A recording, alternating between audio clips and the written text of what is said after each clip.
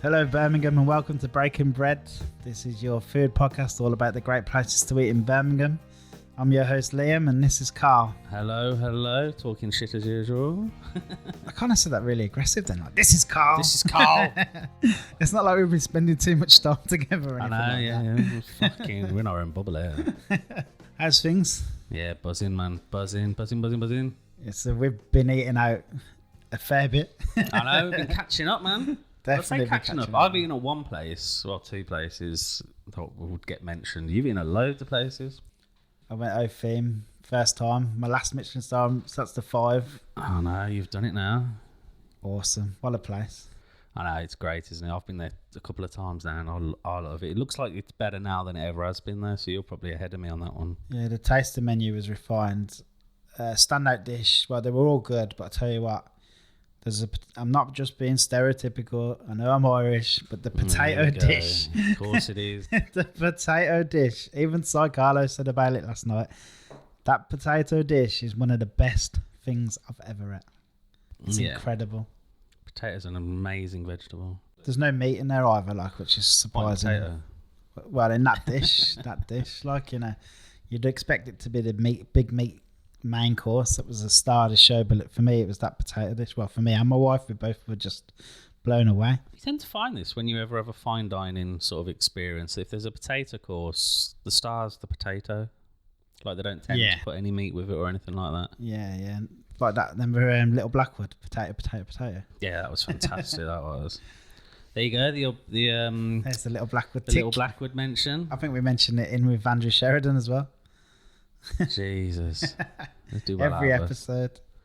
No, it is going to get mentioned every episode. But then again, we go there all the fucking time. Yeah. Oh, I'll tell you where we went together. We're nearly blown over, and I don't know how we nearly forgot. 670. Yeah. I think we just said we were going before, didn't we? Yeah, we went the last time we recorded intros. Was the last time we went. 670 grams. Custard Factory was unbelievable. Yeah, it was buzzing. Great place. He's done such a good job there. I feel like I'm going to message him every day and ask him for a bucket of veal sweetbreads. Yeah, man. I love that one that tasted just like lamb kebab. Oh, yeah, with the biscuits on top. That was unbelievable. That was really, really good, yeah. The whole restaurant, wicked. Yeah, the food he's producing out of that kitchen with just 2 of them. Yeah. It's phenomenal. It's incredible. And it's really good value as well. Yeah, 65 quid, cheapest tasting menu in... Well, I just want to say cheap because there's nothing cheap about the ingredients. I think least expensive tasting menu in the city. Yeah. And it's quality. Pure quality. Nice to see 2 lads that we know as well, kind of friends of ours, doing well. You kind of feel a little bit proud, doesn't it? Yeah. It was... No, I wouldn't say emotional, but it was just really good to see. Yeah. Especially when you know how much work he's put into it. So I went au theme. You went somewhere else. Where did you go? I went to a pop-up. Oh, fuck's sake. Little Blackwood. Tick. For Baha, did a pop-up there. And I went for the Sunday roast there. And I'm really picky on Sunday roasts going out. Like, I don't tend to go out for food. I think I can do really well. Yeah, I think we both think we do the best roast dinner. Unbelievable. It takes me 2 days because I do loads of prep and marinade, just a ridiculous amount of work. But their Sunday roast dinner was brilliant. Like, if anyone can get a Baha roast dinner for a Sunday, just get one there. I had the Guinness jackfruit, which is like base in Guinness for like ages and ages. Just has to stand there doing each one. It was absolutely fantastic. Didn't miss the meat on the plate. This might be controversial, but the meat's not the massive thing for me on a roast dinner. I love the roast spuds. Yeah, well, the way I look at it is you can have great meat, but if the roast spuds are shit, then it's a shit dinner. But the other way around, the meat can be only average, but if them spuds are fucking singing, then brilliant. Yeah. So what was the spud saying? Really good. Really crispy. So I use beef fat on mine, so they've got to... Yeah, obviously they're not going to be doing that, are they? But I should point out it's a vegan pop-up. I didn't mention that, but it's a vegan place, just in case you don't know who Baha are. Yeah, that's true, yeah. We just assume everyone knows who Baha are. Yeah, I know, yeah. Well, most people that listen to this probably do. Yeah. But, yeah. And I went in and spoke to them, and they're really, really nice, and they're going to come and do a podcast, so we'll have them on soon. Really good crack. And, yeah, the food was fantastic. I was on a table with 2 people that are pretty much vegan, vegetarian. some of the time and vegan most of the time. And they were like singing about it as well. They were going on how good it was. I loved it. The missus loved it. Yeah, brilliant. You've eaten some more places as well, haven't you? Pineapple Club. Of course, yeah. Last Saturday I managed to get up to the Pineapple Club. Obviously, Sam used to have Vanguard above 1,000 Trades. Took this opportunity over lockdown to kind of have a little bit of think about what he really wants to do and what he wants his bar to look like, and decided that it was probably better away from the Jewellery Quarter and more into central Birmingham. So now he's moved to Great Western Arcade. Great Western Arcade is stunning, like, you know, just the building itself. Yeah. Victorian Arcade. It's one of the most picturesque and most pictured arcades in Birmingham. It's class. So, yeah, and obviously this brand new place has come in now, and that looks the business. Obviously, it's quite garish. There's bright pink neon pineapples and stuff like that. But the drinks, it's a cocktail concept. And the drinks, obviously I had the non-alcohol, had this vanilla one that was just, I could have drunk it all night, V for Vegas or something like that. It was class, very vanilla-y. Brendan, who came with me, said that the cocktails were stunning. Best espresso martini he said he'd ever had. To get the coffee from 200 degrees. Oh, nice. I got chatting to Sam. Sam's just, if you've never met Sam, he's awesome. He'll definitely be on the show one day. I hope so, yeah. I've not met him, so it'll be good. But yeah, I had some food from there as well. The food's like separate kind of company inside a company. Yeah, a lot of places do this now. They just get people in that do cooking, don't they? Yeah, they're called Saint. And it was absolutely lashing down all day, and I was soaked and it was cold. And then I was quite happy to see beef bourguignon on the menu. So perfect for a day like that. The whole experience was good, socially distanced, table service. Yeah, it's a great addition to the middle of Birmingham. We kind of said earlier about Cray and how, like, and we were proud of him when we tried his food, and you go to his restaurant and see how awesome it is. We've kind of had the same experience this week where... Like I said, this is the Andrew Sheridan episode, everybody. Yeah, so Andrew Sheridan, you might know him off Great British Menu. Yeah, he's been on that twice. Yeah, got pretty far. I think he was in the final, wasn't he? Yeah. He did really well. And he's chefed at quite a few well-known places, won rave reviews everywhere he's been, and I think it was last year, you'll hear in the episode, he started in craft. Yeah, he's a named chef though. Yeah. This is someone, if you mention him to another chef, like, they all know who you're talking about. Yeah, everyone knows Andrew Sheridan, so we were lucky to meet him. And then this week we also ate in 8. Yeah, so the episode's about him working at Craft and what he's done and how he's transformed it, which you're going to hear about, obviously. But it's mainly about his new venture there, which is 8, which is... I mean, we won't ruin it by talking about what it is now, but we got to try it. We were very lucky that he invited us to come and try it on a taster night. So thank you very much for that. The whole restaurant is just ridiculous. It's only 16 people. Yeah, we don't need to go too much. Yeah, 16 people. One sitting. 4 days a week. 3 days, though. 3 days a week. 8 p.m. 8 courses. £88. Opened on the 8th. There's a theme. It's called 8. It's called 8. Everything's based around 8. It's not tacky though. It's not tacky. And it's unlike any restaurant that we've ever been in. You sit in kind of like an L shape around the kitchen. So it's like a chef's table. Yeah, it's like if you get... that's really common in like Japan or something like that you all sit around the kitchen and they serve and just give you the food. But it doesn't look like any restaurant I've ever been in. It's so fucking funky.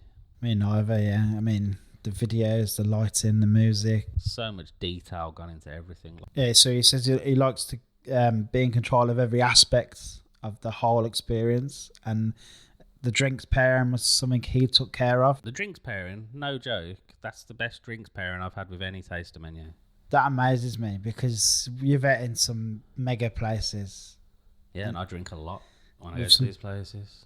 With some big name smellers, and then you're saying this is the best. It's the best drinks pairing I've had. Sorry to annoy anyone out there, but it really is. It's good because it's not all wine. There's a mix. There's even non-alcoholic drinks.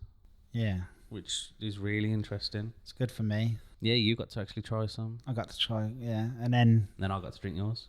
You and Laura polished off and the me and horns. Laura finished off. Yeah. She had your wines and I had your cocktails. Yeah, that's true. She didn't fare as good as you did. I'm not joking. I was fucked the next day. I spent the whole day at work just hanging because we had 2 gin and tonics as well. drinks pairing, half your drinks pairing. The food was incredible then as well. Oh yeah. Let's get onto the food. That's the bit you're fucking paying for, isn't it? You're paying for the food, and the food. You worry with a place like that it's style over substance, and it's really not. The food. Like, you can go in there and be amazed by the layout and just everything in there, but the food's better than everything else. Yeah. The food's still the star of the show. The food's the best thing in there. It's like some of the dishes, like, we don't want to talk about it too much because I don't want to give the game away, because there is sort of a nice surprise sort of element to a lot of it. The venison Wellington. The venison Wellington. Yeah, definitely venison. Oh, man. That was crazy good, yeah. And the carrot cake dessert, I was mad on that. Like, that's one of the best desserts I've ever had. I don't like carrot cake, but I enjoyed that. It was a syrup crust. It was unbelievable. And then, like, the pork on, like, the treacle bread with the cheese, and oh man, that was good. There wasn't a bad dish. Usually when you do a taster menu, there's usually like one, maybe two dishes that you think, oh, what if they got rid of this? Like, it wouldn't be the end of the world. Yeah. But every single dish was perfect. Every drinks pairing was perfect, and every food course was absolutely perfect. I cannot rate this place any higher. Yeah. I was just really proud of Andrew and everything he's achieved. Yeah, you hear his story and what he's done. And from recording this episode, 2 or 3 weeks ago, having a little sneak peek at the restaurant, and it was still a building site, to then visiting that night and experiencing it all, it just unbelievable. It's set for great things, I think, and I think the restaurant's set for great things. I think the restaurant's going to be really... I think this is a clear message to people now. If you want to eat there or have any inkling that you want to eat there, I'd book now. Because seriously, it might not be, I think it's February, they release the stars or whatever, but at some point this place is going to be huge, and you won't ever get a table there then. Yeah, that's true. So this is the perfect time to get in and get a table and get to try this food, because when it gets popular and word gets out to the rest of the country, people will be coming from all over. I'm looking at booking again already. I want to go back. I want to eat there again. Yeah, well, my wife wants to eat there, so we've got to book it up again. And seriously, you're going to struggle to get a table at some point at this place. Yeah. So we should probably say now that we had one of our things that keeps me awake at night is one day we'll record an episode and it doesn't record for some reason. Oh, fucking hell. And unfortunately, this episode was the episode. We got like 40 minutes in and realised for whatever I don't know what happened, but it just wasn't recording. And we had to go back and start all again. Massive thank you to Andrew, who was really cool with going back and starting again. But as you'll notice, the start of this episode, it does start with a little bit of confusion because we're like, oh no.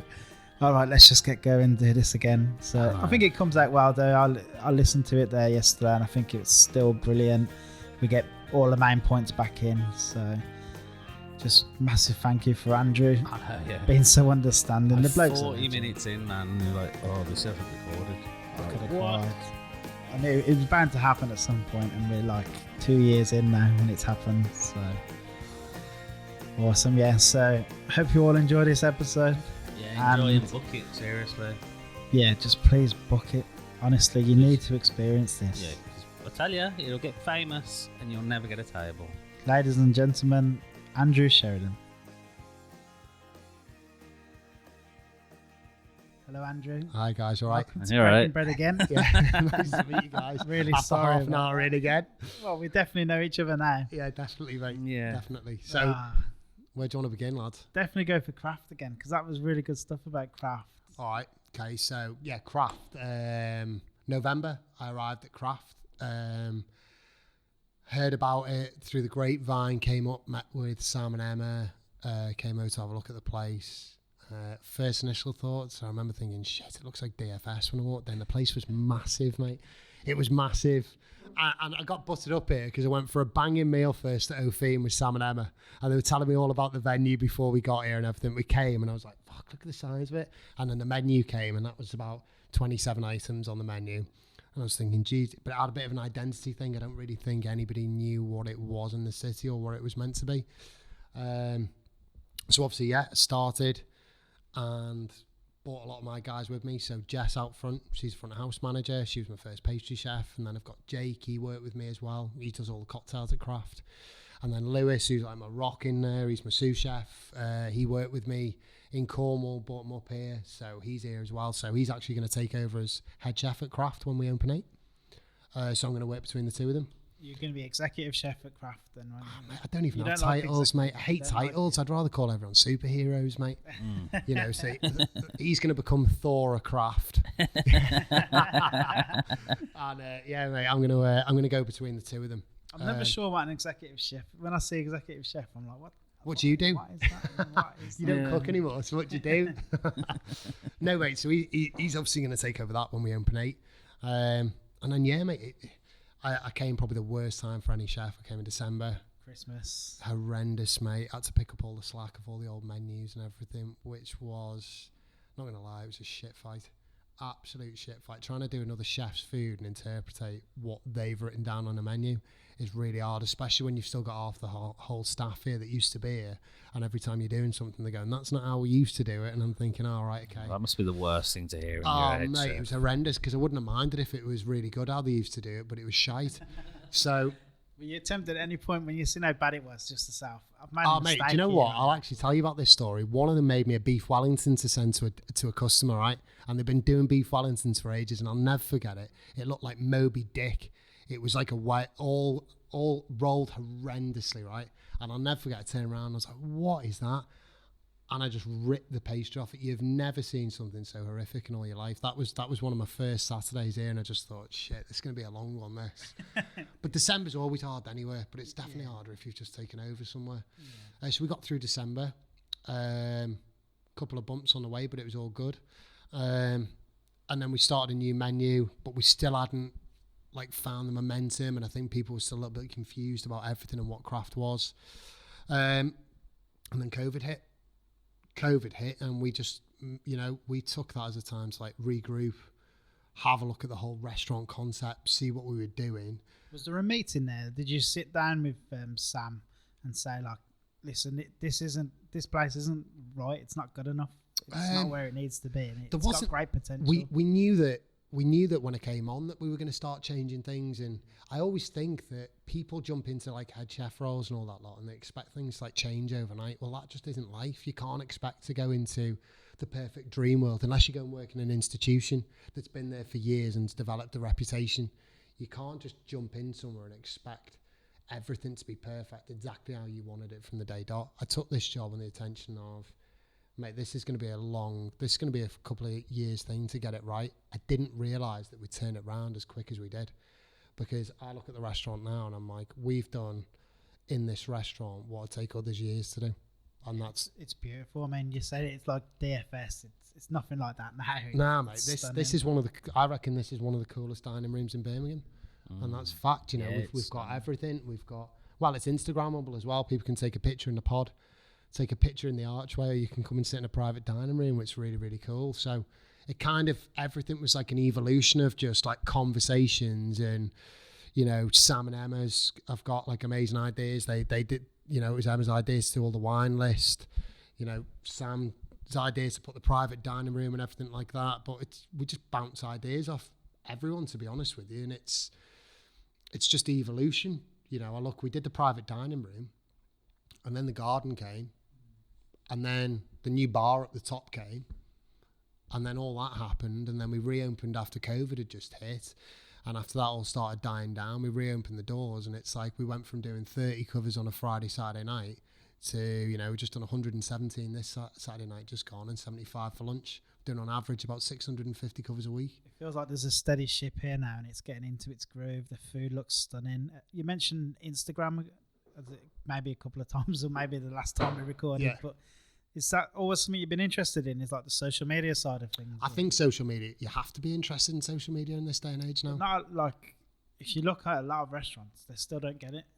No, they don't. They don't get it. I mean, I'm in charge. I do all the Craft social media and 8 social media, everything. It's time consuming. Yeah, and it really, really. Well, I do it at night time sometimes. I'll sit there and I'll be like, oh, what can I put up? But I do honestly think that people eat with their eyes and they go to places with their eyes. If we've made a place look as stunning as this, a dining room look as stunning as this, we've got really cool pods outside, that we turn them pods twice on a Saturday night. Twice.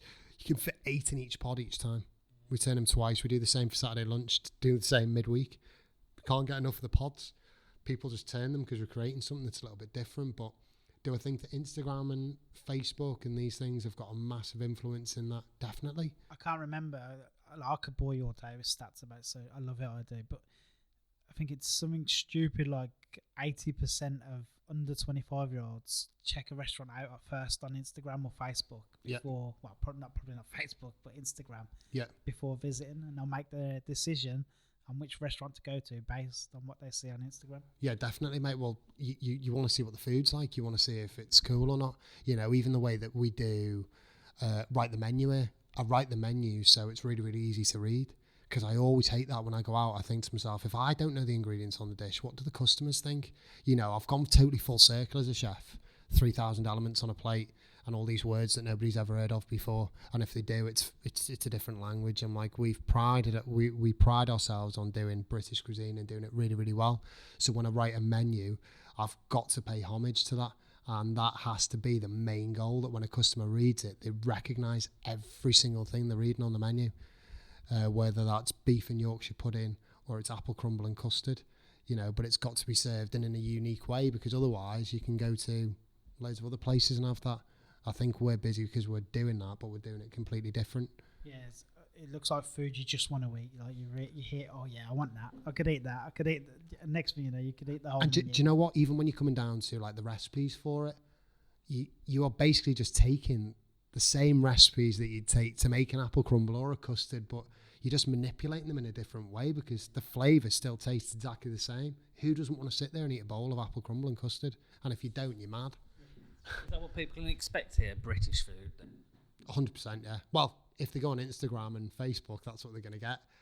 Now, we do get the odd occasion when people come in and they say, have you not got something else on the menu? And you're like, well, no, but that kind of like dwindled itself out, especially after we reopened, because I firmly, you know, dug my heels in. I was like, this is what we are doing, you know, and Sam totally backs everything when it comes to the food. He's like, right, he wants it to be completely British as well. It's not tasting menu anymore. It used to be tasting menu. Yeah, mate, I stopped doing tasting menu as well because I didn't know what everything was going to be like after COVID.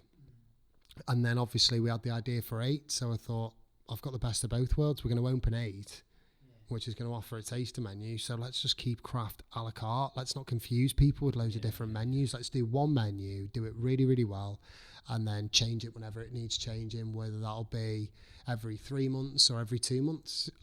I change menus as well, depending on, you know, when you're busier and you're doing a lot more covers, mate, there's only so many times you can plate a beef. You just get bored of mate, and I can see the chefs, they're like, fucking hell, not another one.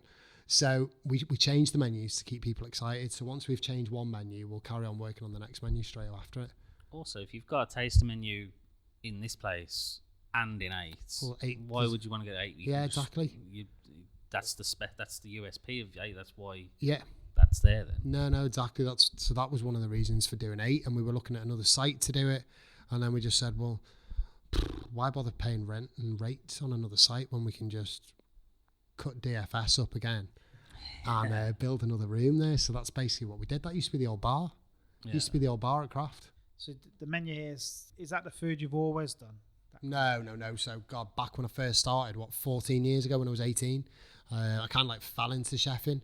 I got a job because I was a bit of a naughty lad, you know, going out drinking and doing naughty things. So it wasn't like because you've seen your granny cooking a roast and you thought, mate, no, there was no stereotypical bullshit of I fell in love with cooking when I was 1, when I started eating my mum's pureed food or any of that. My mum was a shit chef. She couldn't cook anyway, right? So our home meals at home, I used to love chicken Kiev and rice, mate, you know, just the basics. Goodfellows pizza in the oven. That's how I grew up, tin of rice pudding out of a tin and just like normal home cooking off my mum. She made a banging roast dinner with Paxo stuffing and Bisto and all that lot though. That was the bollocks, mate, and I still love eating that now. Don't care what anyone says. Aunt Bessie's Yorkies. So no, I became a chef. My dad got me a job working weekends. Keep you out of trouble. Keep me out of trouble. Keep you away from the drink. It's not a good place to send you to chef. Not to the kitchen, mate. So now I started working in a kitchen pub. It was a Birmingham Price, part of the Birmingham Price group. So massive chain of pubs that they've got all over Britain. I You know, mate, we'd do like $3.50 for lunch, $3.50 for dinner. It was a beast, mate. You know, the old Bamarese with the gravy and the soup in and all that lot. Running 2 sections, starters and sweets. But I learned a lot from there as well. I learned speed. We worked bloody long hours there as well, man. Long hours, which sometimes you used to think, is it worth it? But it was long. It was a machine.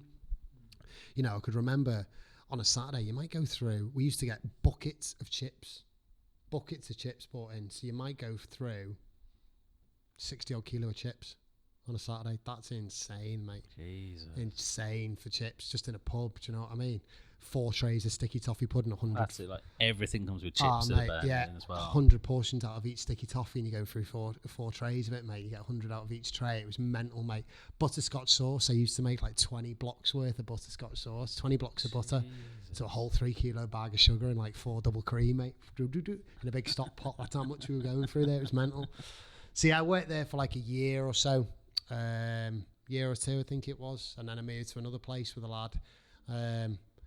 And it was a little bit more upmarket. I had 2 rosettes. He said, come on board, I'll pay you an extra couple of grand a year. And it was nothing, mate. And I was like, oh, who am I in charge of? And he's like, well, I'm the head chef and you're the sous chef and we've got a pot wash. So I was like, all right, I'll be in charge of the pot wash then. So yeah, I went to work there and something kind of just clicked. I've got a bit of an obsessive personality. I really, really started to fall in love with cooking. So I started to read up a lot about more chefs, you know, Thomas Keller and all these people. And did you read any like cookbooks or anything at the time, or did you have any cookbooks? favourites? I did. You know, I was a massive cliche bloody Gordon Ramsay fan. I used to love boiling points. Loved boiling points with a passion. Don't know whether have you watched it recently? Like, you know, gone back and watched. Oh mate, we have it on a Saturday night clean down in work here. we put boiling points on. It was on this Saturday, just gone. In the kitchen, I've got a TV screen in the kitchen, so we put it on when we're cleaning down, and we have it on in the background. It was the one with the Bramley apple. Oh god, mate, and it's a bit of a morale boost after service, isn't it? And it makes the lads in the kitchen realise that I'm not that much of a bastard when you watch that. I was going to say, to use it like as a whip. You're like, I could be like this, lads. Remember it at the time being shocking, and that was in the 90s. Oh, so mate. like judging it in like 2020 standards, it's like. Mate, Can you imagine some of the young chefs? Mate, they wouldn't last 2 minutes there, mate. It was hardcore, wasn't it? So no, I moved there and then I started, like I said, reading up on all these chefs, and I thought, I've got to do something. I either carry on doing this career or I go and be a postman or something where I can finish work early every day and I don't have to work nights, because there's no point in doing it if I'm not doing it and loving it and doing amazing food. So I sent my CV off to Michael Caines. He was opening a place in Chester called Chester Abode. And there was a load of hype about an exec chef that was going there who worked for Gordon Ramsay in New York at Mays and stuff. So I thought, I'll go there because I'll learn a lot. So I went for the job interview. The guy was called Stuart Collins, like brilliant chef, mega chef. Went for a job interview with him in Manchester Abode. And I remember I had to cook him a dish and it was cod and something. I can't remember what it was. Went downstairs, cooked it for him, and it was proper shit, but they must have been desperate for chefs, mate. You know, where's me in charge of one pot wash? Can you imagine the interview? So how many's in your brigade? I'm like, yeah, me and a head chef in a minute, I'm in charge of a pot wash. So he was like, right, okay, tried the dish. He gave me some bollocks and it was nice. I knew it was shit. And he said, yeah, we'll give you a junior sous chef job in the brasserie, not in the fine dining. And I was like, oh, fuck it, sound. It's a job, isn't it? So I moved from North Wales to Chester. And I dropped about $5,500 salary. Wow. So I took a pay cut. I was like, fuck it, I want to learn. I'm not arsed. It's not about money for me. So I went to work there. All the lads in the fine dining were all ex-Michael Caines, or they'd worked in 2 or 3 or 4 rosette places. Talking about veal stock. I remember thinking, what the fuck's veal stock? I use Norse stock. I was, mate, yeah. I remember we used to make a sauce in the pub that I worked, mate, and it was lamb Norse, beef Norse, chicken Norse, all mixed together. And that's how we used to make our sauce, thickening it with the glue, the clagger, which was corn flour and water, mate, all thickened up.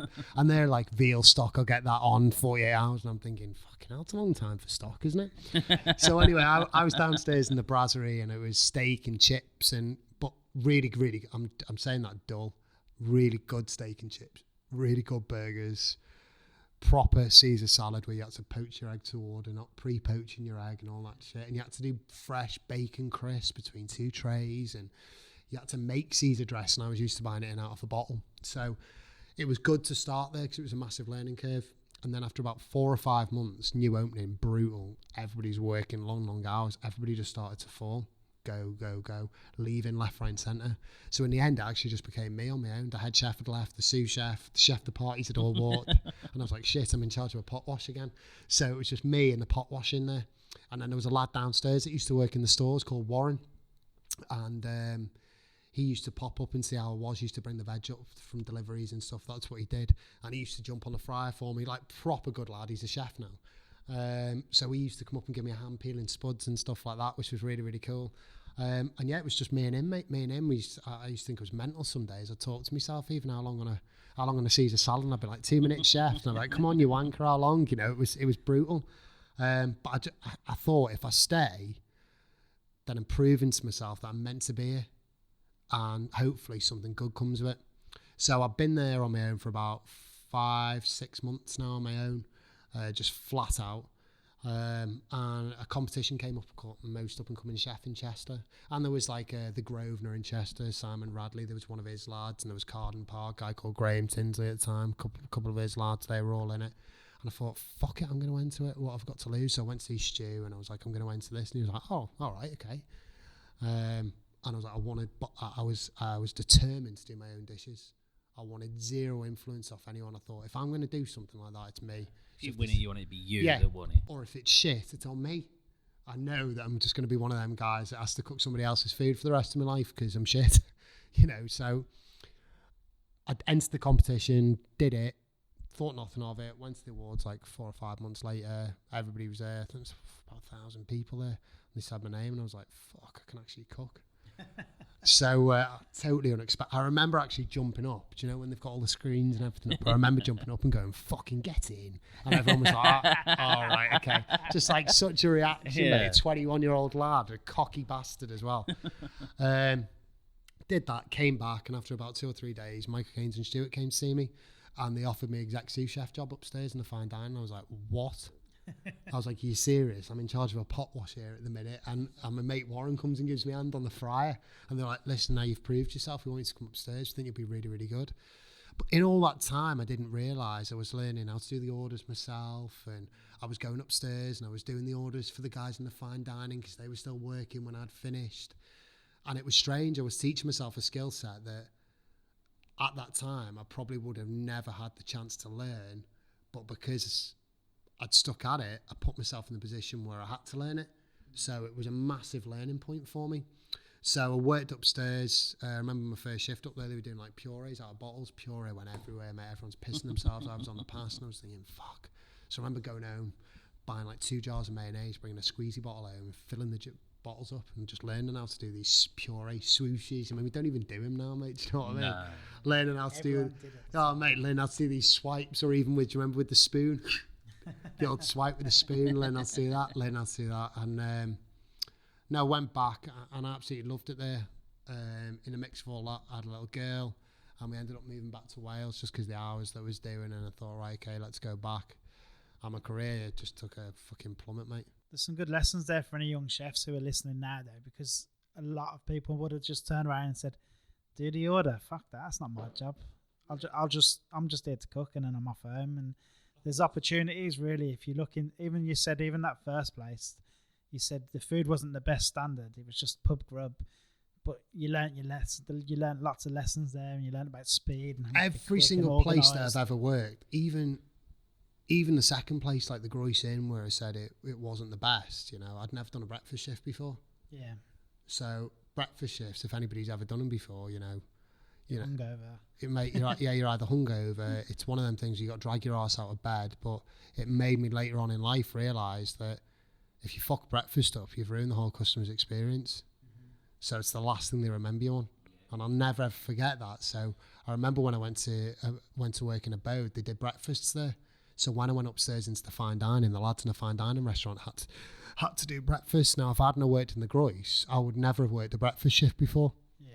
But because I'd done a breakfast shift before, when they were doing breakfast in a boat, and they're like, yeah, there's 3 of us on breakfast, and I used to think, fuck, right, okay, well, we only used to have 2 of us on breakfast for doing the same amount of covers in the Groyce. You know, and it was still poaching your eggs to order and frying your eggs. So, you know, I took that away from there. So breakfast for me at Bode was a piece of piss unless the breakfast chef called out sick and you were hungover and you were on your own and then you had 100. You were going down then, mate, which happened quite a lot. Yeah. Had you gone to college at that point? Mate, I went to college for a little bit. I think I did about 6 lessons and then, I left. Didn't have the best experience at college. Maybe it was just the area that I went. But for me, the college that I went to just didn't have the funding, and the people there I didn't feel had the skill set to teach the chefs or inspire the chefs. That was just fact, and that was the teachers that I was with. Now the ones that are still working there, still 14 years later, you know, how are they inspiring the next generation of chefs that when they've only worked in the same places that I started in, working in the local pub? How are you going to inspire them to go and work somewhere where you've got to put your neck on the line? You know, the one of the fundamental issues that we've got in the industry at the minute is I should not have been a sous chef, an exec sous chef at 21. Yeah. I don't feel I should have been. It was circumstance that put me there. And I stepped up to it. Yeah, it nearly bloody killed me with the hours we did. It was circumstance that put me there. You were never taught that at college or anything because they wouldn't teach you that kind of thing? No, they wouldn't. That was just down to individuality and mindset, isn't it? Yeah. I've always been one of them people. I put everything into everything that I do. You're lucky though. A lot of, well, I don't like calling you. Sorry, I feel like a lucky is an insult because you obviously work at that mindset as well. But there's a lot of people who aren't born with that mindset who would have just went, well, I didn't learn about that, so I'm not going to do that. Yeah, well, that is the mindset that we face now. I don't get paid to do that, or that's not my job. Yeah, I think there's a generational thing as well, like definitely with young kids. But I'd say some colleges, I mean, I'm judging some colleges. We have a great one here in Birmingham. Yeah. But some colleges, they don't, it's not good enough what they do. No. Young chefs. But I mean, one thing that, you know, everything that I learned in Chester and in terms of boning out, you know, whole strip loins or prepping chickens or ducks and all these things and how to make sauces, all them learning points helped develop my whole career. If I hadn't have turned and gone there, I would not be sat here having this interview with you guys now. That is fact. One of the fundamental people that showed me that, it wasn't Michael Keynes, it was Stuart Collins. 100%, mate. So, if you could give one piece of advice for any chef listening, young or someone who wanted to get into chefing, what would it be? Like, go and work for somebody that's going to inspire you and you're going to learn a lot off. Yeah. And put yourself in different situations where you've got to learn. Step up if somebody's not. That's what I always say. I remember I always used to think to myself, I want the other person's job that was above me. So when I was a chef de partie, I wanted the junior sous chef's job. When I was a junior sous chef, I wanted the sous chef's job. And then when I was sous chef, I wanted to be head chef. And that's just the mentality that I've always had.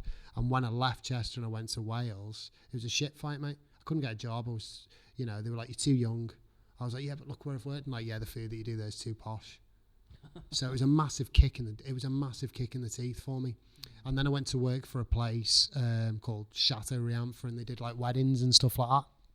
Mate, I turned that place into what I wanted it to be. I thought I can carry on sulking and saying, oh, the food is crap and there's not enough chefs, or I can play this to my advantage. It was a new place opening, new team. I brought a team with me there, well, 3 chefs that I knew, and I thought, right, they're doing loads of weddings here. I'm not doing overcooked beef and boiled vegetables. So I was like, right, what I'm going to start doing is I'm going to start asking if I can meet the bride and groom with the wedding organizer or the coordinator. Yeah. So I used to go in the meeting with them and they'd be like, yeah, we want the roast beef. And I'd be like, no, you don't want roast beef.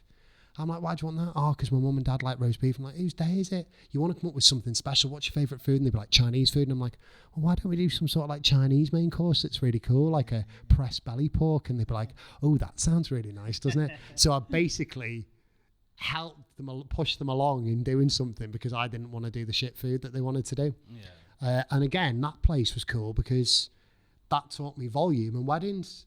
So now, if Kraft ever has an event like a Christmas party and it's 70 people, that's nothing, mate. Because then there used to be a choice on these wedding menus, a 3-3-3. At Kraft, they do a 1-1-1. So you can imagine, mate. That's a nice thing as well for even as a wedding couple. Like, if I was picking my food and it was like, you sit down with the top chef and you don't have to have this. You can do this. It's like another selling point for the place as well. It was cool. And then, like I said, mate, I worked there for a couple of years and I thought, right, okay, what is the next step for me? I don't want to be doing weddings. I just want to work in a restaurant. Was there a point at that point where you thought, well, because of my all or nothing personality, I'm not working at a top class restaurant, I might as well just give up? There was a point where I felt complacent, and I felt like I was going to work every day and it was easy. I feel like that would piss you off just as much as And it never ever felt like it was. It never felt like it was hard. But then I also looked at the food that I was doing, and I'd stopped being creative. I'd stopped pushing just because the environment that I became complacent. So I thought to myself, right, next move, I've got to move to a restaurant, and that's what I did. I moved down to South Wales, went to a place called Saucepan, and I didn't bring anybody with me. And it's the first time I hadn't done that in years. I purposely went down there to prove to myself that I can do something on my own. And because everywhere I'd gone, I'd always brought other chefs with me. And sometimes you start to become reliant on other chefs and you think, oh, I can't do that without him, or I can't do that. And I thought, I need to try this on my own. So I moved to this place, South Wales, Saucepan.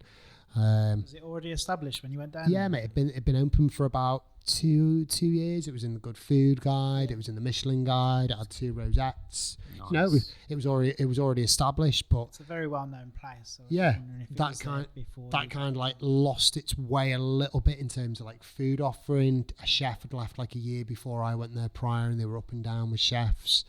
And I went down there, and the owners are still keeping contact with them now. You know, they're great people. Rob and Debbie. I went down there, went for the interview, and I didn't know the place or the area at all, but I took the job because they said it's a restaurant and we don't do breakfasts, and it can be your menu. It can be your menu, that's it. And I took the job on, and I look back, mate, I mean, that wasn't even that long ago. We're talking 4 years ago. Yeah, 3-4 years ago. That is nothing. So in the space of 3 or 4 years, I've gone from Wales to moving to Saucepan to where I am now, to doing Great British Menu twice, and that is all because of that one move. It's all because of that one move in my career. I went there, the first menu that I've got, if I showed you the pictures, I often send like a little collage, you know, like an Instagram thing where you can post all your, like a layout picture where you can put like 6 pictures next to each other. I often do that to my old sous chef down there, Jake, to the food that we're doing now. And I'm like, mate, I remember us saying, mate, we could get a star with this food. It was so shit. It was so What shit. kind of food was it? Oh, mate, well, it wasn't shit. It was just me trying to find me in terms of being a chef. When I left Michael Caine's, I'd left there with a repertoire. So even when I went to all these other places, it was like, oh, we'll do that. Do you remember that chicken dish? And straight away you start to think about the chicken dish that you used to, and then it's really hard to go, we'll make the chicken sauce like this. You go, well, I've got a good chicken sauce recipe there. So all of a sudden you start to replicate things, and that happens with a lot of chefs. So when I moved to South Wales, this is fact, I threw every single cookbook that I'd ever bought away, that I had anything to do with any chef, because I decided, if I bought myself, well, all over the table, if I bought myself a notepad and a pen, I needed to start making my own ideas and stop looking for any guidelines or help or a little bit of inspiration off anybody else. I need to become my own chef. And if I don't throw the books away, I'm permanently going to go to something when I get stuck, and I can't work like that. So Saucepan was a great place in terms of, when I started, the food was better than they were doing. It was still not great. It was still amazing brioche that we'd make, but then the menu was very hit and miss. If you'd have ordered that dish, it would have been all right. But if you'd have ordered that dish, it would have been a banging dish. Yeah. The menu probably had, it wasn't an even split. It was probably a 60-40, all right dishes to good. There was nothing that was going to wow you. And there, I just carried on building. I used to change the menu every week. Every fucking week, mate. Just give yourself some hard work to do. Mate. Oh, just dishes, constantly just changing dish. I'd be like, I'd do that dish, and I'd be like, I'm not happy with that dish, and change it.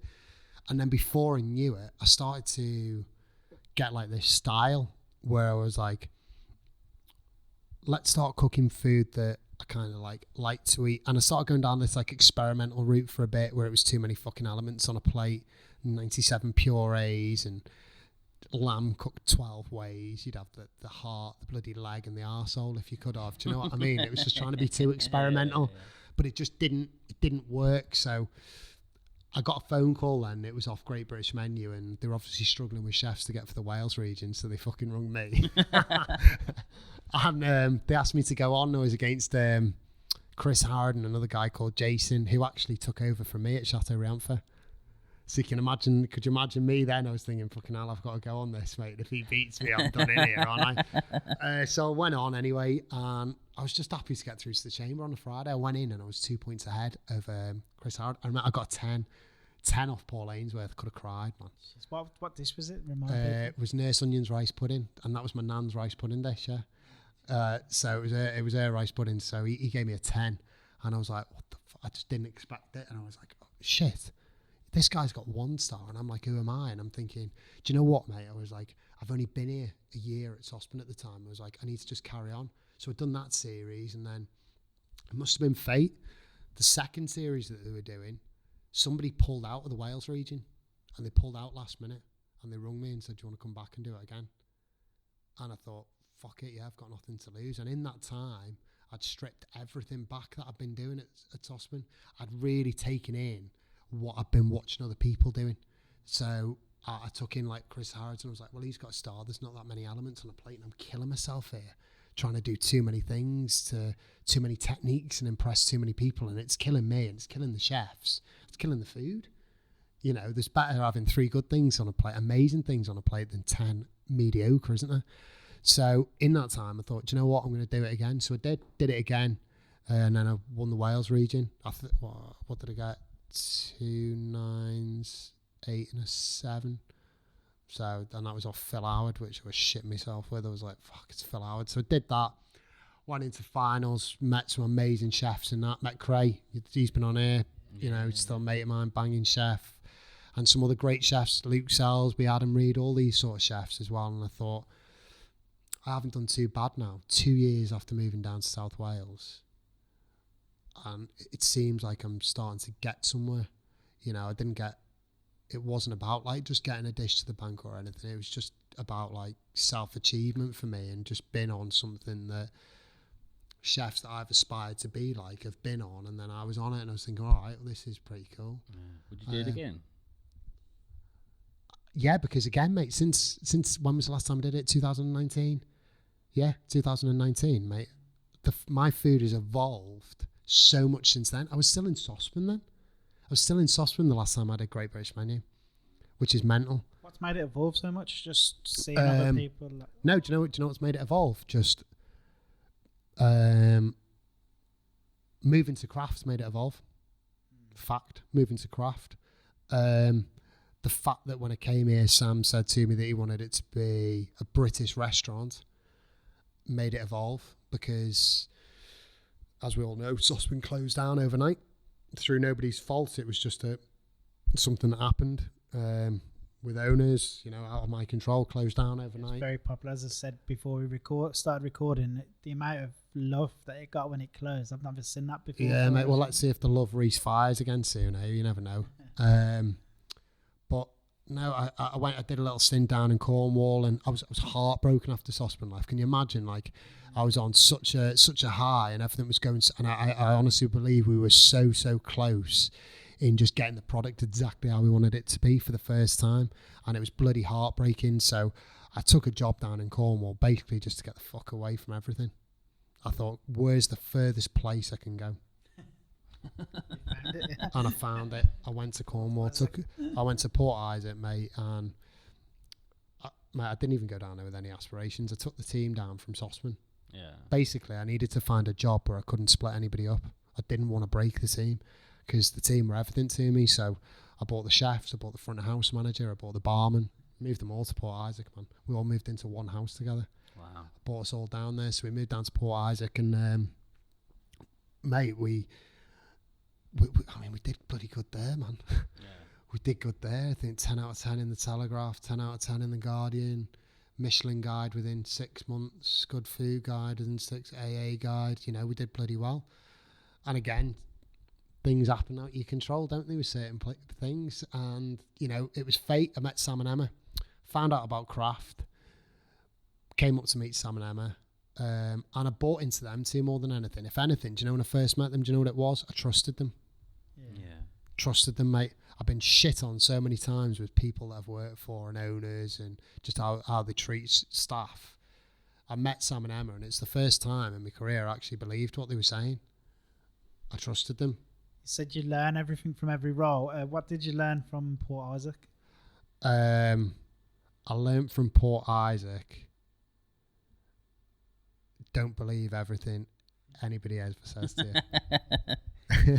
What was it sort of like, the idea of coming to Birmingham? How's Birmingham sort of, we're in a bubble in Birmingham. We know how great the food scene is, and we speak to loads of chefs, but most of them are Brummies. Yeah. So like, what's it like if you're working in Cornwall or in Wales? To be honest, mate, I've always been the outsider, haven't I?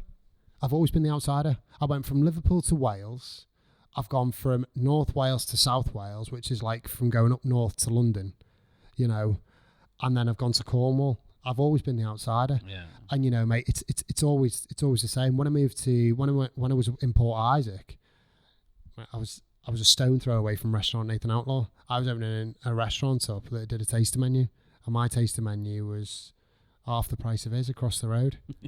So you know, that's going to ruffle feathers, isn't it? Cool. One of the cool things that when I came to Birmingham was I knew that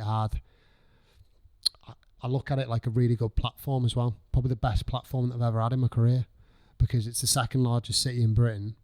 It's obviously the second city with the most Michelin stars. Yeah, that's right, isn't it? Yeah.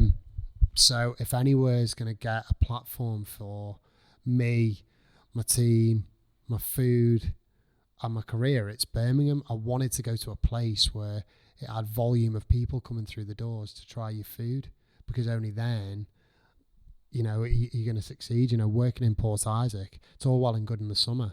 It's like tumbleweed in the winter. That's just fact. North Wales as well, very, very seasonal. So summer might be busy, but it's tumbleweed in the winter, which again, as a chef, can be soul destroying when you've got a kitchen team standing behind you and you've got 10 covers in. So you can imagine how happy I am now that Craft's doing 600 covers a week. It's a lot of people coming through the restaurant trying the food. Did you know much about Birmingham before you came here? I'd never been. I'd never even been. But like I said, I'd never been to Cornwall. I'd never been to South Wales. I'd never ever been. I've never ever been one of them. Do you know one of them people that are very much where they get worried about where they go? They go, oh, I can't do that because of this and that. Or family live there. Mate, when I lived in Cornwall, I used to drive 7 hours to go and see my kids. And I'd drive back every single week. Jeez. Every week. Distance is nothing to me. I'm like, you've got to be happy in what you do in your job. And this is the first job in 14 years where I've been happy. And I believe that's why we're so busy, and I think that's why the food's evolving so fast at Craft, and that's why 8's happening. You can tell. You can definitely tell. 100%. That's why. Sort of with 8, what was the thought behind it? So 8 all started with, there was a bar down the bottom here. We were originally looking at a place, and me and Sam were talking about taster menus and all that sort of stuff. And me and Sam both stood in where the bar was originally, and we were just having a look, and we were like, we could turn this bar into a, you know, kitchen so the customers in Craft could see it. And I was thinking, well, then what are we going to do with the huge kitchen that we've got in there? Yeah. And then he was like, yeah, that's true as well. And then we were bouncing a couple of ideas off each other, and this is just like mental, this. So it must be fate how it's all come together. So we noticed that there was 8 panes of glass on the outside of Craft, and that's where the entrance of 8's going to be. So we're like, oh, what could we call them? And I was like, oh, there's 8 panes of glass there. And he was like, all right, okay, so call it 8, couldn't we? And we were just laughing and joking. And the original idea was that on each pane of glass, I'd draw a different dish and all this stuff. And then this is freaky. This, I look back when I became a chef. I became a chef on the 8th of the 10th, 2006, which is mental. That's like mental. So I was like, we've got to call it 8. And I met Sam and Emma on the 8th of October last year at O'Fean for my meeting. That's strange, isn't it? That's fucked up, isn't it? So you keep noticing it come up. Yeah. So I kept on noticing that it came up. And then I was like, right, okay. Let's call it 8. So think about this now. I go from pub, the start of my career, the menu's written for you. I go to work at Michael Caine's. You're doing a Michael Caine's repertoire. I go to work in Chateau Riantfer. I'm doing wedding food. As much as I'd like to say I had full scope on everything, I still had restraints. I still had to do afternoon teas and all that stuff that a hotel has to do. I went to Sospen. I started doing my food, but because of the local area as well, I still had to offer a lunch menu and do fish and chips and all this stuff for lunch times to get the locals in. I went down to Cornwall, shit fight in the summer, tourists just descend, and they want everything from crab sandwiches to a taster menu to a breakfast menu to an a la carte to everything. This was the first time in my career where I had an identity with craft. The menu was the menu. You can't come here and have a sandwich. You know, if you're going to come here and have a garden picnic or book an afternoon tea, don't expect it to be scones and sandwiches, because that ain't going to be what you're going to get. You're going to get something really, really cool. And it was the first time I was really happy. So for me, 8 was 14 years of fucking hard work and busting my ass. And I basically decided that I wanted to create a concept that wasn't just a customer sat in front of you and me serve you food over a counter and go, did you enjoy your meal? Because people come to craft every week and enjoy the meal. The only difference is I just push the food off a pass onto a tray, and the girls or whoever take it to them, the waitress, and explain the dishes. I wanted to create an experience of food that I love to eat, but also the customer's going to walk away and go, fuck, I've never had that experience before. So I came up with the whole idea or concept of 8, and I broke down every single dish.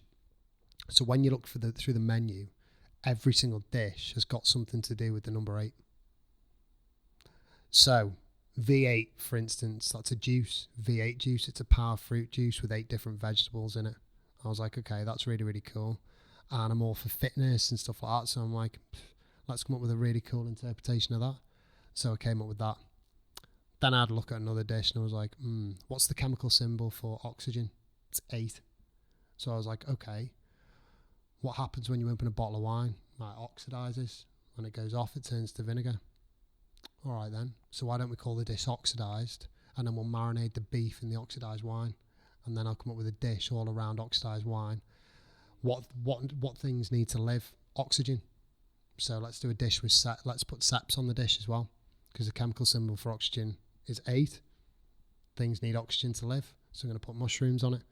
But it wasn't just to that extent. I started breaking all the dishes down first. Lucky 8 in Chinese culture, it's the lucky number for wealth. So I was like, okay, what's a dish that I'd love to eat if there was 8 days in a week, man? I'm like, so I've come up with a dish. It's pork liver on treacle bread. You know, I'm like, it's just stuff that I want to eat with Branston pickle, homemade Branston pickle. I'm like, that's cool, man. I'm like, lucky 8. And then there was another dish that I was like, all right, I'm from Liverpool. Love the Beatles, man. They wrote a really cool song, 8 days a week. Everybody knows it. It's a bit chilled out. So I thought, okay, so let me come up with a scallop and apple dish. The reason I came up with a scallop and apple dish is because Paul McCartney owned Apple Corporation, which owned the rights to that song. So I came up with a dish based around a scallop and apple. All these dishes started coming to me. I've called the carrot cake dish that's on 8th to the 10th, 2006, because it's the first thing that I ever cooked in a kitchen, a carrot cake. One of the first things. Resurrection, verse 8, chapter 8 of the Bible, is all about resurrection. So I came up with the main course as resurrection, because that could be resurrecting any dish throughout my repertoire of 14 years of working. So I brought back a dish, venison. And that's how I've worked around the whole 8. So I came up with all the dishes first. And then I thought that isn't good enough just to wow people. So how do I come up with something that's unique? So I came up with the idea of, let's put TV screen on the wall. Let's make a whole cinematic TV screen experience for the customer. So imagine when you were eating your dish, V8, and I put that dish down in front of you. Imagine you saw every single vegetable just falling down the screen and then all getting slowly blended. Imagine like it isn't just the dish anymore. You're actually interacting with the whole thing. Imagine oxidized while you're eating it, that somebody's talking you through what happens when oxygen helps mushrooms grow through the ground, and then mushrooms slowly grow through the ground on a time lapse. You know, all them things that are interactive with customers. I wanted it to become that. And that's how I've created the whole guest experience at 8, even down to when you book, down to that you get a badge sent to in the post, and you're not allowed in the restaurant unless you've got your badge on. So all these things, it had to be more, even down to the drink. I can't just serve you a glass of wine or a bottle of beer with V8 because that's got no meaning. So I've even gone out my way to find a gin that's been distilled with black tomatoes to go with V8, and then I'm making a tomato consomme to get poured with that gin.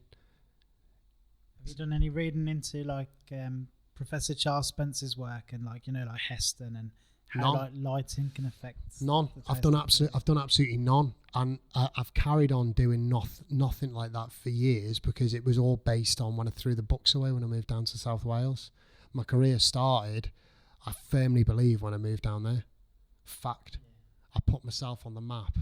Fact, because I started using my own brain and stopped looking about what other people are doing. Now, even down to when you're eating your food, each song will change depending on what you're eating. I won't just have a meaningless playlist in the background going, oh, I wonder what that is. That's a nice song, isn't it? Each song will play depending on what you're eating, and the chefs will all be in control of that. There's a lot of research into like tempos of songs and how the pitch of a song can change the taste. Yeah. Yeah, it's a huge thing. You know, and I genuinely believe if I can create something interactive like that, I don't think anybody else is doing that in the city. What we've seen and what you've described, because we've had a sneak peek, I can't think of anything like that anywhere. Well, I can't think of anywhere like that in Britain at the minute that's doing now the chefs will do everything. The chefs do absolutely everything. They make the drinks, they serve the drinks, and they serve your food, and they talk you through everything, even down to I've got one dish which is square root of 8, and the square root of 8 is 2.8. So I took 2 ingredients and I've manipulated them 8 different ways. So I've got a pistachio and a celeriac. And then even the drink that goes with it. So the drink that goes with it is a smoked celeriac whiskey sour. So we've made a celeriac consomme, which we're then making into a whiskey sour with smoked whiskey as well to go with it. So it's not like you're just having a drink for the sake of it. Everything is there for an absolute reason. Even down to the staff's uniform. You know, I'm getting personalised trainers with like the 8 logo on it. I'm like, everything has got to be there for a reason. Everything that we do has got to be there for a reason. Otherwise, there's no point in doing it. And to the point of now where it's actually becoming a bit obsessive. Yeah. Completely obsessive. Even down to the way that we wanted the water glasses in the table. I always hate it that you could knock your glass over. So in the top of the bar, I've had engravings. So we've got circular engravings for your glass to sit in, so it doesn't wobble. So we have thought of every single little detail. Is this like the most personal thing you've probably ever done in your career as well? Mate, this is me. It's the first time ever where I haven't been able to sit all my chefs down and go, do you know, like even like bounce ideas with my sous chefs, or because we'll come up with stuff and then Lewis will know what I'm like with craft. Lou helps me come up with 90% of the dishes. In here, it's really difficult because my head's so, you know, I'm looking into the square root of 8, 2.8, and I'm going, okay, square root, right, okay, vegetable, root vegetable. All right, that's the link. I've got a root vegetable here, square root. I have to obsess about it, and it's quite difficult when we're still running another beast as well, pulling people in and going, I've come up with this dish, square root of 8, and it's a root vegetable, and I'm going to manipulate it 2.8, and he's like, what the fuck are you on, mate? Do you feel like if this goes really well, which I'm sure it will, in 3 years' time or 4 years' time, if it's still called 8 and you still got that concept, do you think it's going to be quite hard to still change the dishes, or do you 100% comfortable you'll be able to just 100% do it not forever? Because when you have a look through it, it's a never end. I've already started work on 2021. Jesus. I've already started work on it, and the way that I've done that is it's down to your badges that you get delivered to you in the post to come into the restaurant. So every badge has got a number on it. Every number then goes into a sequence table. So when I relaunch 8 again, which I'll do maybe every year and go the new 8 concept, I almost want it to look like a matrix screen where everybody's number that's dined at the restaurant is all over the computer screen in the restaurant. And then the number turns into letters, and the letters then turn into names of every customer that's dined with us that year. And then the concept just starts all over again. So I've got to obsess about it, because I can never ever let people come and go, oh, God, it's gone a bit old hat now. It was a great meal. And you Yeah, want yeah. more than that. I want more than that. Do I believe that I've got a lot riding on it? Yeah, and I've obviously got to pull it off now. I've got to pull it off. You know, we're opening on the 8th of October at 8 p.m. So, and we only do one sitting. I only do one sitting, and then I've even got a clock outside, and it's a 24-hour clock. So when you come into the restaurant, the clock stops, and then when everybody leaves the restaurant, it starts again for the following service the following day. And then when we're open, there's like a laser that goes around the door outside the restaurant that's green, and when we're closed, it's red, so people know. And if you're not here on time for your table, I'll lock the door. Shit. So if you're late, you ain't coming in because everybody eats at the same time. So you'll just could you imagine if you were like, I'm really, really sorry I'm late, and they're running in, and the TVs that, you know, I've already gone through 3 movies on the screen. It ain't gonna work, mate.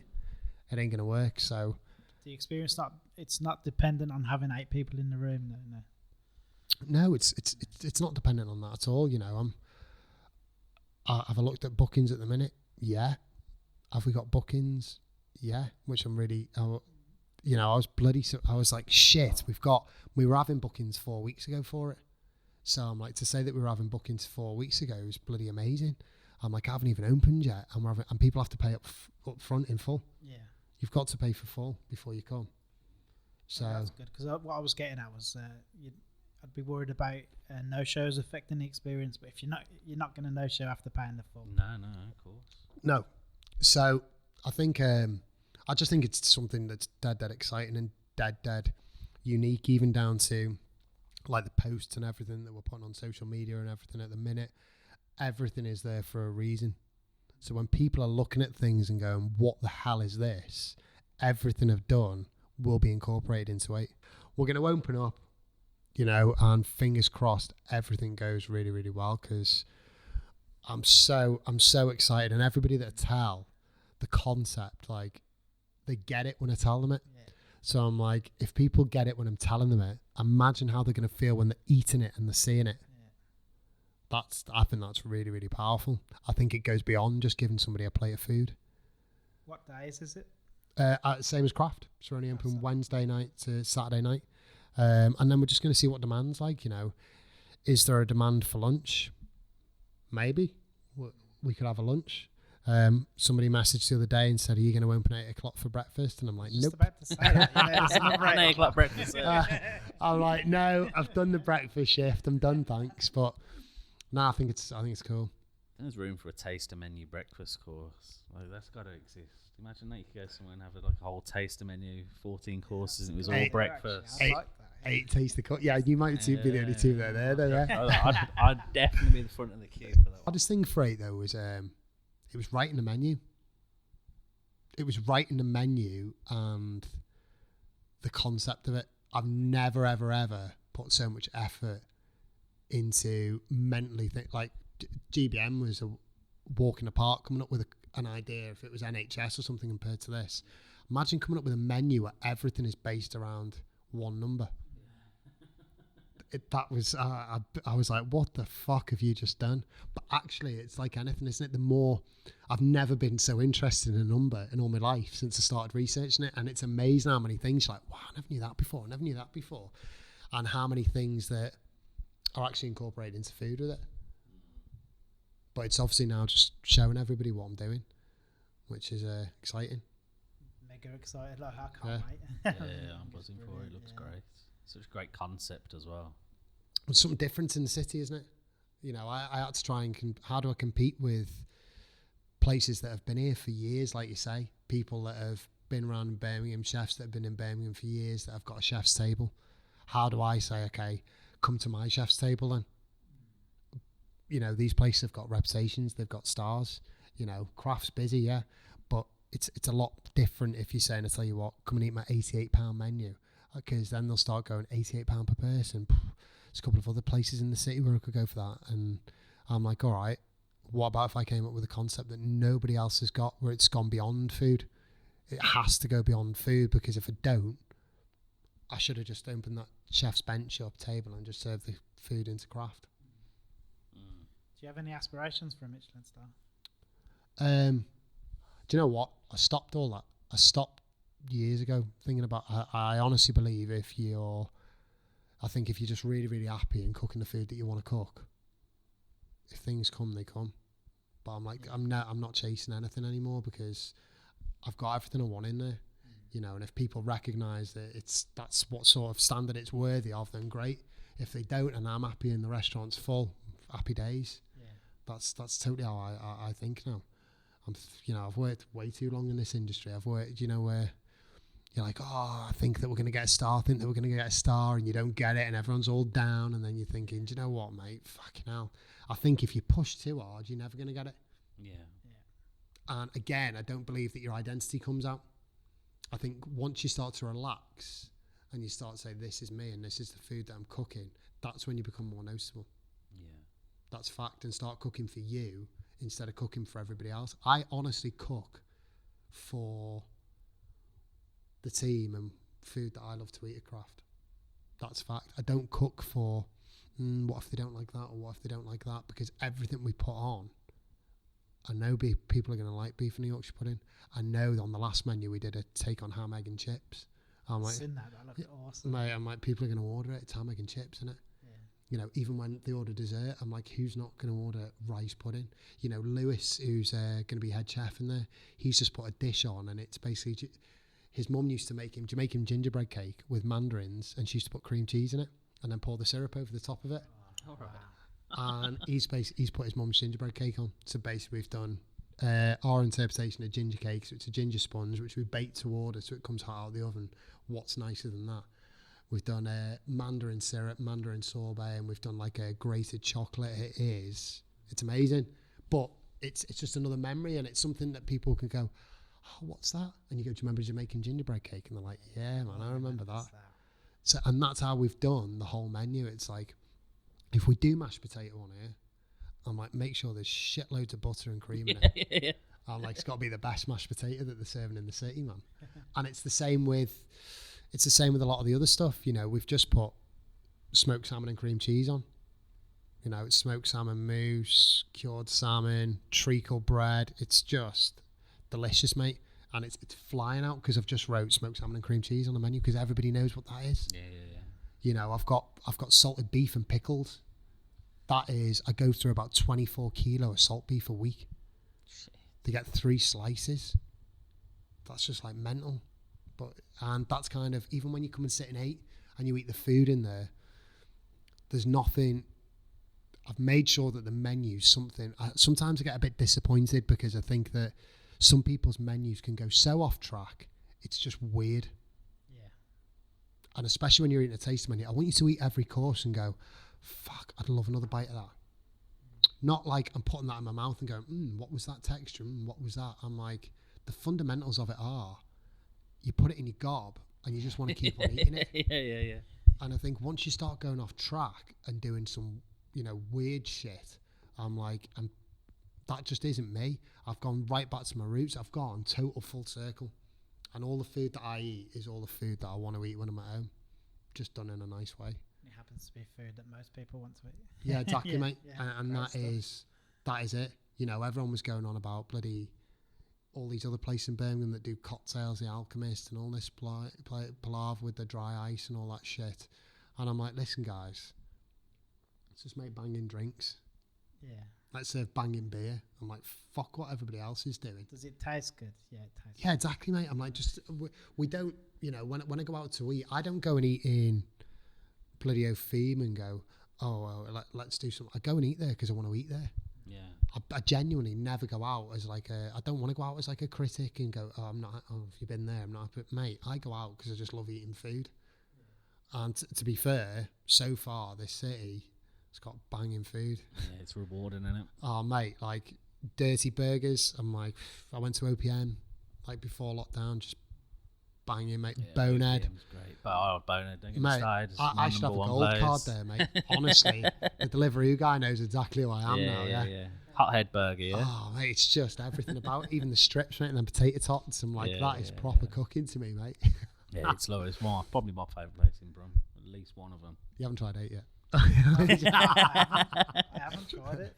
I know you haven't been. We keep talking about this. I can't believe you haven't been. Need to go. I feel like that's That's everything you wanted to say here. Mate, Again. I'm all good. Yeah, mate, I'm all good. I'm all good now. It's been Stick great. to these questions. isn't Yeah, we do a little quick fire thing at the end that Cool. we do for Carl, just to help people get to know the real Chef Andrew Sheridan. Just Okay. a few quick fire, just it? Super easy questions. You definitely know the answer to them. What's your favourite film? Favorite film? 8 Mile. No, Green Mile. Not fucking 8 Mile. Green Mile. He's got got eight on 8 the in the brain. head. Yeah, mate. Green Mile. Green Mile. What's your favourite band or DJ or rapper or whatever? Ooh, fucking hell. I'm a big Oasis fan, mate. Same. Yeah, go with Oasis. Nice one. What's your favourite cookbook? Well, then again, you threw them all away, I so haven't got any, mate. they're all Haven't they're all got in the any. bin. Yeah. What's your favourite spirit? Spirit. Whiskey. Any particular one? Like food, mate. Too hard to say. Yeah. Yeah, mate. I Just love all. of them. Yeah, mate. I love all of them. Favourite beer? Beer. I love a San Miguel, you know. Really? Yeah, mate. I Going love for a the San Miguel. Yeah. Especially when you're on holiday. Yeah, I love it, mate. Something in the sun. about it, isn't there? Yeah. Memories. Your favourite big fast food chain? Bonehead. You have been boned. Oh, that's takeaway assorted as well. Oh, then. do I want to say that's a chain though? Would they get pissed off? There's only one of them, isn't there? Yeah, it's not a chain then, is it? No. Oh, well, that's a piece of piss, mate. I know exactly where it is. What the fuck's it called now? The burger joint up here.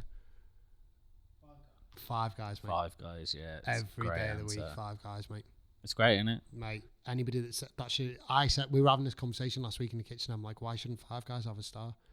I'm like, it's a consistently good burger, mate. Yeah. And a good milkshake and a banging hot dog on the side. Yeah. You got the peanuts you can have while you're waiting as well. It's just perfect, isn't it? Yeah, I know Five we Guys. said we were finishing up, but isn't there something really fascinating about franchises? Like how they managed to get that consistency over so many restaurants. Yeah, it's McDonald's crazy. as well, mate. I'm like, I A love Big Mac is a McDonald's. Big Mac anywhere in the world. yeah, mate. Well, most Saturdays, you know, they hate me when I go to McDonald's around here. I went and spent 45 quid at Saturday morning. I'm like, yeah, all right, mate. Can I have 10 double cheese? I'll just bring them in here. We'll just throw them all on the table and all get stuck in for Doesn't breakfast. matter.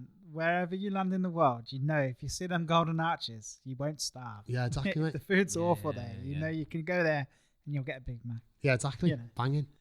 Except some countries you can get a beer when you go in there as well. Oh, yeah, Not this one. in but- Hamburg's wicked. Yeah. Well, I feel I know the answer to this one. If you're going for a quick bite in Birmingham, where you going? Bonehead. Yeah. What's your favourite bar that you've been to so far in Birmingham? Do you know what? I haven't been to one. Honest to God, I haven't been to one. Well, we can have a conversation about that Yeah. then. I haven't been yet. Brilliant. Awesome, that's Cheers, us. lads. That's No, it's us, great. son. Yeah. Really glad Nice to have me on. Really appreciate your Loved time. Great. Chef. Cheers, boys. Cheers. Hey everyone, massive thank you for listening. We absolutely love making these episodes and bringing you the story of some of the best people in the food industry in Birmingham. As we said before, we love Birmingham and its food scene and we think it's truly special. So if you agree, do us one big favour. All you have to do is rate and review us on iTunes. It really helps promote the podcast and gets us listened to by more people and gets more people to listen to how great Birmingham is, and we would really appreciate it if you could do that for us. Until next time, thanks again for listening.